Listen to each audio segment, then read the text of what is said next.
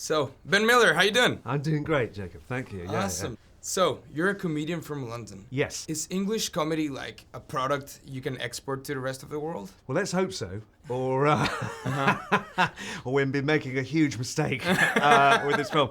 I think so, because I think I think Rowan's comedy in particular is universal, because it's really, it almost really has its roots in, the ancient commedia dell'arte. Really, it's the clown. It's basically someone completely out of their depth, struggling to survive in a world that they don't understand and then they can't control. So the last time you did the Johnny English movie was 2003. We're talking 15 years ago. Yeah. I haven't changed a bit, have I?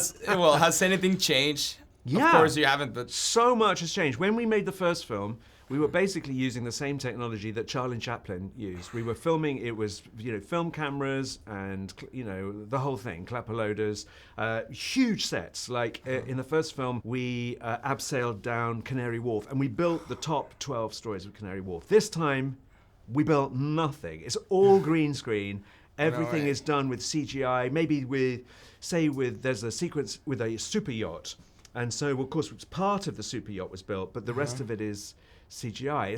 It's completely different, and the cameras are digital, and the whole, at its heart, of course, it's the same process. You're still telling a story, but the method of telling the story has completely changed. So is it harder? Is it easier for actors? I think with the green screen and stuff. Well, I mean, some things are easier and some things are harder. You have to use your imagination more if you're in a place with a huge green screen. It's still, for me as an actor, I still love being in a location, in a real place. And I find that, that brings something that maybe is missing slightly when you have green screen.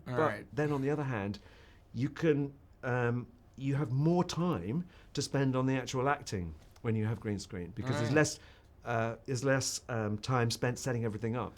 All right. So there's a coming up scene of stand-up comedians in Mexico and actors in Mexico. Yeah. Any advice? How do you become you? I think that's a lifelong process, and I think you're absolutely right. I think what you can say with certainty is the really, great comedians, and I always think of, like Charlie Chaplin would be a great example, is they find a character which somehow they can put themselves into and which we all believe.